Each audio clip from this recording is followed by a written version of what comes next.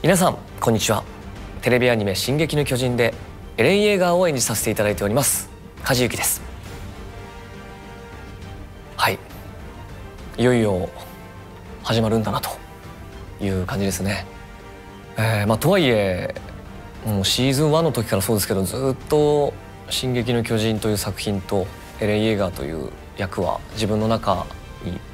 生き続けているので、本当に地続きな感じなので、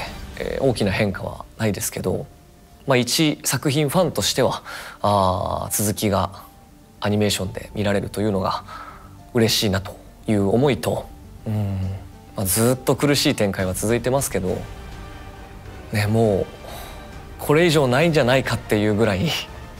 過酷な展開に突入しているので、それはもうアフレコしながらも、原作を読んだ時も感じましたけれども、皆さんもね覚悟して、ご覧いただければなと思っています。シーズン3の最後でようやく、少年時代からの念願の場所であった海にたどり着いたエレンたちです。そこから、数年が経ってのファイナルシーズンだったわけですけれども、原作を読んだ時にも衝撃を受けましたが、あれ編というのはもう今までの「進撃の巨人」からするととても異質な世界観空気感でしたね。その中で、肉体的にも精神的にも変化し成長したエレンというのは、初めて原作を読んだ時に、どう演じたらいいのだろうか、そして果たして自分にやれるのだろうかと、一番最初にオーディションを受けた時にまさかこういう、展開になるとは当然想像もしてなかったですし、数年経って見た目も大きく変わってというのも、誰も想定していなかったと思うので、僕も衝撃的でしたが、それ以上に、演じられるかという不安よりも演じたい、演じさせていただきたい、演じてみせるという気持ちの方が大きかったですね。エレンの内面以上にもう物語の本質というか真髄、みたいな部分、もう世界の真理みたいなものとしてエレンの立場が変化しているような気がするので、そしてファイナルシーズンのパート1の段階ではまだ原作もエンディングを迎える前という形だったので、僕も含めて彼が、そしてこの作品がどういうふうに着地するのかというのはわからない中でのお芝居でした。とても不安でしたね。これだけ、世界中の人に関心を持っていただいている作品、そして諫山はじめ先生が生み出してくださった作品、そして自分が愛している、そして自分と重なる部分を多く感じるエレン・イェーガーという役をやっぱり生半可な気持ちで演じるわけにはいかないなという思いがあったので、そういう意味での責任感というのはすごく感じている中でのパート1でした。なので本当に手探りの中、毎話自分がどういう表現をするんだろうと、自分でねもちろん家で準備をして現場に臨むわけですけれども、監督が、音響監督が、そして原作の編集の皆さんがどういうエレン像といいますかね、進撃の巨人像を持たれているのかというところは、現場ですり合わせていくわけですけれども、毎回どうなるのか自分でもわからない中で、アフレコに向き合っていました。そして、初登場した時は、エレン・イェーガーではなく、負傷兵、エレン・クルーガーとしての登場でした。初めてそこで今回ファイナルシーズンとしてのエレンの声というのをマイクの前で発しましたし、どういうボリュームなのか距離感なのかっていうのは、監督もね、以前マッパさんのイベントでもおっしゃってましたけれども、監督の中でもこのファイナルシーズンのエレンがどういう声をしているのか、どういう表現になるのかというのが想像ついていなかったとおっしゃられていたので、でその音を出す自分自身でも想像がつかないぐらいだったので、ものすごく緊張していたのを覚えていますし、同時に動き出すと、本当に自分の意識とはまた別のところで、自然とこう歩き出すエレンがいたような感覚もあります。そこからの、地下室でのね、ライナーとの再会対峙というあの空気感っていうのは、ファルコ含め花江君と細谷さんと3人で、そのスタジオブースの中にまさに同じ彼らと演じているキャラクターと同じような空間で行われていったお芝居だったので、あの緊張感っていうのは本当に忘れられないなと思いましたし、その後ミカサをはじめとする調査兵団104期のメンバーと再会して物語は進んでいくわけですけども、毎週毎週本当に、自分の想像はありつつ、そこからはみ出して、本当操縦のできないような感覚、それと戦いながら、そして楽しみながらのアフレコでした。そうですね、もういろいろな機会で、お話しさせていただいていて、その度にここも印象的だな、ここも忘れられない、好きだな、辛いな、悲しいな、いろんな感情が、考えるたびに出てくるんですけれども、それだけ人の心に訴えかける物語だということだと思いますけれども、もうファイナルシーズンパート1に至るまでのいろんな思い出があるからこそ、この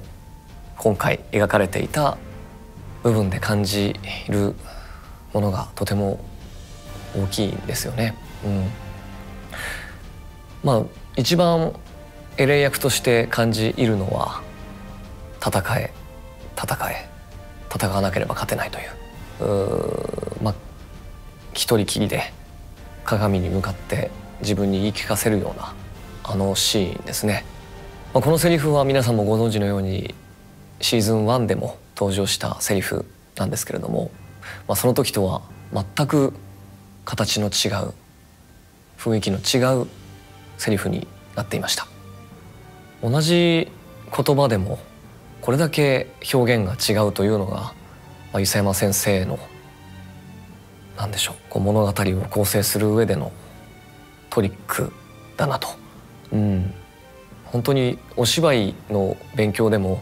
同じ言葉でどれだけ違う表現ができるかっていうのは、そういう勉強をするぐらい、何でしょう、気持ち、人の気持ち、思考っていうものに、寄り添った部分だと思うんですけれども、それを漫画としてもすごく有効的な使われ方をされているという意味でも印象的でしたし、エレンのね、その心情の変化っていうのを考えるとどうしても、辛く苦しいものがありました。でこのシーンをアフレコするにあたって家で、台本を読みながら、仮の映像を見ながら自分で練習するわけですけども、その時に本当に自分の意識とは裏腹にといいますか、原作を読んで物語は知っていたものの、いざ演じるとなると、やっぱ本当に読者というだけじゃなくてエレンとしての気持ちを考えた時に涙が止まらなくなってしまって、伊佐山先生に思わずご連絡をしてしまったんですけども、この時のエレンの気持ちが本当に改めて痛いほど分かりましたっていう、で思いが止められなくてどうしても連絡してしまいましたというふうに、メッセージを送ったところ、先生がちょうどその原作の最終話に取り掛かるというタイミングだったようで、その私の気持ち、僕の気持ちっていうのを受け取って、どういう形かで、その最終話に反映できたらなというようなお返事をいただきました。なんか本当にそのタイミングも含めて、なんかこのエレンというキャラクターと作品に対してのご縁を感じるなと思いましたし、その最終話をもねいつか演じるわけで、よりこう気合を入れて取り組まねばなと感じました。もちろん他にも、こういう今まさに進行中のファイナルシーズンマーレ編としてのエレンの気持ちもあれば、104期、その先ほどもお話ししましたけど、過去があるからこその今なので、夕日のシーン104期で語り合う、エレンの言葉だったりみんなのリアクションだったりっていうのが、すごく心に刺さりましたし、ライナーの気持ちも、シーズン2で、ベルトルト含め、兄もそうですけども、仲間としてずっと戦ってきたメンバーが実は違う目的があってそこにいたんだと、裏切りが発覚するシーンですけど、当時は本当にこうエレンの目線といいますか、今思えば壁内人類としての、視点でしかなかったので、やっぱ憎しみとか怒りっていうのが、自分のね母親を目の前で食われて殺されてしまってるわけですから、それだけじゃない大規模なね、もう一言では片付けられないほどの惨劇が起きているわけで、そう思うのは当たり前かと思いますけど、それに支配されていましたけど、本当見方を変えてみれば、とある人たちによってはそれぞれの正義があるし、それぞれの正義が逆の立場に立ってみれば悪と映ることもあるんだろうなと、そういうことを教えてくれる作品でもあると思うので、エレンがこう全てを分かったように、そのエレンを演じている今の自分は、彼らの気持ちというか歴史も含めて、今では理解できる部分もあるなというような形です。もちろん、サシャのこと、そして同時にガビのことも、もっと言えばカヤのことも、もう思い返せばキリがないんですけれども、それだけいろんな思いを持って今エレンを、演じさせていただいておりますので、パート2もね、僕も不安ですけれどもご期待いただければと思います。そうですね、まさにエレンとライナーが再び対峙し戦いが始まるぞというところでパート1が終了しています。そこからのパート2というところで、アニメーションとして表現する上で原作を読んでいた時とその感情とはまた違う部分で、音響監督からの演出のもと表現した部分というのはこのファイナルシーズン以前にも多々ありましたが、パート1の最後も自分の想像していたエレンよりも結構強めに、そのパート2に続く物語として、大きくお芝居をした部分があったなというような印象が自分の中でもあります。先ほどもお話したように、もうエレンにとってライナーという存在は本当に大きいものだと思います。それは壁の内側外側、その比喩というかなんでしょう、それを具現化したような存在同士だと思うので、それこそファイナルシーズンのパート1ではライナーの絶望、葛藤、迷い、いろんなものが見受けられたので、本当に彼もなんとか生きて自分の正義を、自分たちの平和をつかもうとしているわけですけども、エレンとしてはもっともっと大きく広く、